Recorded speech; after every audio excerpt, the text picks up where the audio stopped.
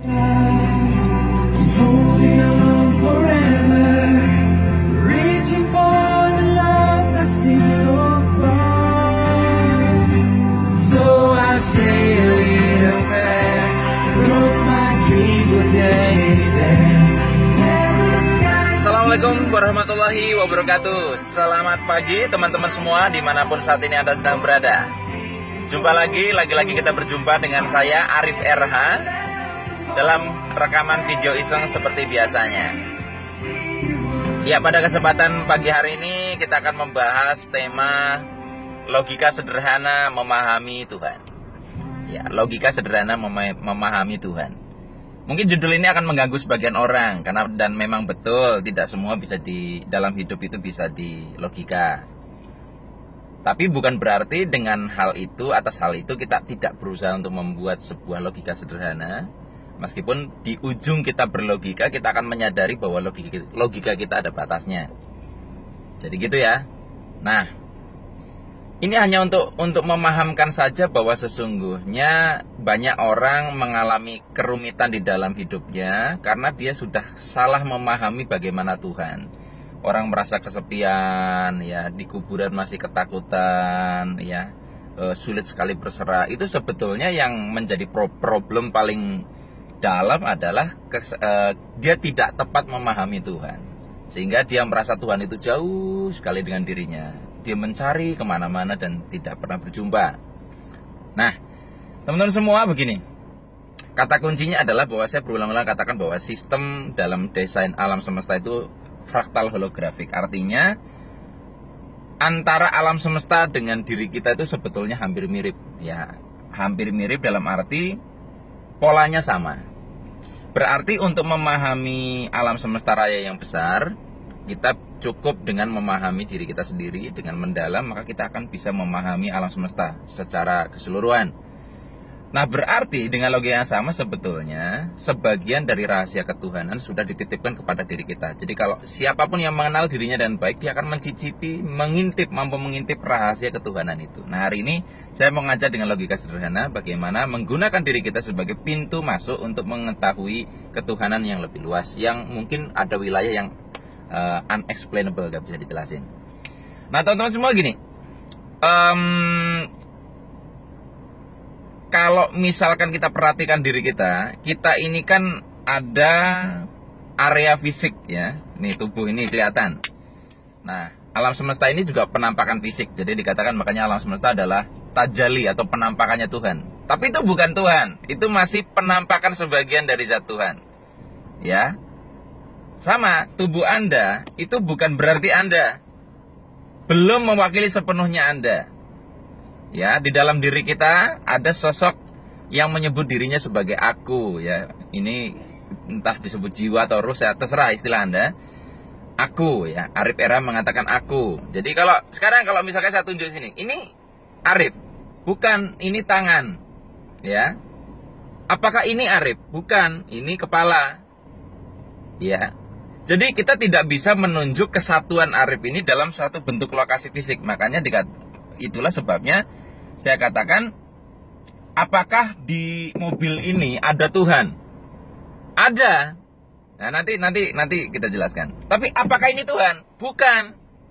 Apakah ada Arif RH di tubuh ini? Ada. Ini Arif RH? Bukan. Jadi menjelaskan tentang Tuhan itu antara dilema, dijelaskan salah, nggak dijelaskan juga salah. Nah, berarti kan ada sesuatu di dalam diri kita, di dalam diri Anda yang menyebut dirinya sebagai aku kecil, dan dia tidak bisa ditunjuk lokasinya. Tetapi aku ini meliputi segala perwujudan fisik ini.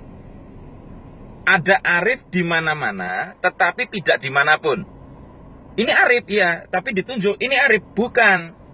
Tapi ada Arif di mana-mana. Nah, seperti inilah sebetulnya zat Tuhan itu meliputi segenap hal yang ada di alam semesta dan yang mungkin di luar itu, yang kita tidak bisa ketahui. Jadi boleh dikatakan itulah sebabnya kenapa misalkan dalam agama saya dikatakan sesungguhnya Allah meliputi segala sesuatu. Ya seperti itu, seperti diri kita, jiwa kita, roh kita meliputi raga seperti itu Tuhan meliputi segala sesuatu. Jadi tidak ada satupun pengetahuan, bahkan apa yang terbersih di dalam hati kita yang tidak diketahui Tuhan, karena Tuhan meliputi segala sesuatu. Gitu ya. Nah, berarti teman-teman semua, kita bisa melihat bahwa kadang kita salah memahami itu gini misalkan. Kenapa sih kok menulis doa di Facebook? Emang ada Tuhan di Facebook? Nah, artinya ini mengatakan bahwa Tuhan tidak ada di situ. Ada. Tapi kalau misal ditunjuk ini Tuhan, bukan. Ya. Tuhan melampaui ruang dan waktu. Jadi ketika Anda mengatakan di sini tidak ada Tuhan, sama saja mengatakan bahwa Tuhan itu berada dalam ruang waktu. Di sini tidak ada Arif RH, di sini ada saya. Berarti saya ini tidak meliputi segala sesuatu. Berarti kalau misalkan ada satu tempat di alam semesta ini dan Anda katakan tidak ada Tuhan, berarti Anda sudah mengatakan bahwa Tuhan itu terkotak ruang waktu. Dan segala sesuatu yang terkotak ruang waktu tidak abadi alias bisa mati. Jadi saya berulang kali katakan di WC pun ada Tuhan. Tapi kan jorok, Pak. Nah, ketika Anda sudah mulai berpikir dengan cara pandang manusia dalam melihat Tuhan, ini hampir mirip dengan bagaimana kita melihat wanita dengan cara pandang pria. Salah, banyak salahnya. Ya, di dimensi material, antara tahu dengan tahi. Ya, maaf, tahu dengan tahi. Ini baunya beda, rasanya beda kalau Anda mau nyicipin. Tapi ketika ini ditelusuri ke dimensi yang sangat halus, maka kedua ini terbentuk dari proton elektron yang sama, yang mungkin berbeda susunan saja. Di level material berbeda, ada menjijikkan, ada enak, tapi di level yang halus sama. Makanya saya katakan ketika udah bicara Tuhan, Anda mengatakan biasanya tempat yang jorok, tapi belum tentu. Sekarang gini, di tempat pelacuran apakah ada Tuhan? Ada di sana. Kalau tidak ada, bagaimana mungkin orang bisa ingat Tuhan di sana, bisa tercerahkan di sana? Iya. Jadi teman-teman semua, dalam memahami Tuhan, kita harus bisa lepas dari sudut pandang kita sebagai manusia. Nah, ini yang kadang orang enggan melepaskan kemanusiaannya ketika memahami Tuhan. Nah, yang repot ketika seseorang berhasil melepaskan sisi kemanusiaannya dalam memahami Tuhan, dia akan kesulitan untuk menerjemahkan ini dalam bahasa manusia. Makanya orang yang tercerahkan akan kesulitan mencari kata yang pas untuk menerjemahkan Tuhan. Makanya disebutnya tan keno kinoyo ngopo. Ya, tidak bisa digambarkan pakai apapun. Anda pahami sendiri. Tapi logika ini maksud saya adalah supaya kita jadi betul. Akhirnya ketika kita sedang merasa kesendirian, oh Tuhan meliputi segala sesuatu, berarti sebetulnya Tuhan ada bersama Anda, tidak kemana-mana. Karena sebagian banyak orang menempatkan Tuhan itu jauh di sana. Ya, sehingga apa? Ketika lagi galau ditinggal pacar, dia goyang. Kenapa? Pacarnya lebih dekat dari dirinya, padahal sudah jelas Tuhan dikatakan lebih dekat daripada urat leher. Ya, ada gambaran nggak teman-teman dari apa yang saya sampaikan ini? Jadi bahwa sebetulnya Tuhan bisa dinalar, ya, di logika. Tetapi ada area di mana ketika kita sudah berhasil melogika Tuhan, logika kita akan mengalami satu batasan, ya. Dan itu sudah area area rasa, ya.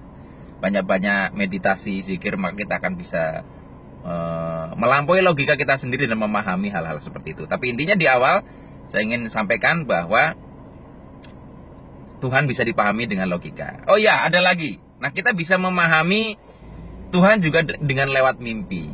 Ya, Tuhan, memahami Tuhan lewat mimpi. Kalau Anda perhatikan, kalau kita lagi bermimpi itu kan gini, mimpi itu terjadi di dalam wadah bernama kesadaran kita. Di dalam kesadaran kita ini yang meliputi semua aktor dalam mimpi kita, di situ banyak sekali aktor. Di situ ada, mungkin kalau Anda mimpi dikejar-kejar, Anda ada sebagai diri Anda yang dikejar, yang mengejar-ngejar juga sebetulnya perwujudan dari kesadaran Anda. Ada hewan ada di situ juga kesadaran Anda, tumbuhan yang Anda lihat dalam mimpi Anda juga Anda. Kesadaran Anda bisa berperan sekaligus sebagai wadah, sebagai pelaku, sebagai pengamat, sebagai objek pihak ketiga, tapi semuanya dia saja. Makanya itulah sebabnya kalau dalam kitab suci agama saya, Allah bebas untuk menyebut dirinya aku, dia, kami, karena di level ketuhanan semuanya adalah dia. Jadi nggak boleh gagal paham ya. Di dalam mimpi Anda, walaupun di situ ada Anda, ada orang lain, tapi semuanya ada di dalam Anda, di dalam kesadaran Anda, karena Anda bermimpi dengan kesadaran Anda. Oke? Baik teman-teman semua, hanya ini yang bisa saya bagikan. Mohon maaf kalau ada kata-kata yang kurang berkenan ya. Ini rekamannya cukup panjang sampai 10 menit.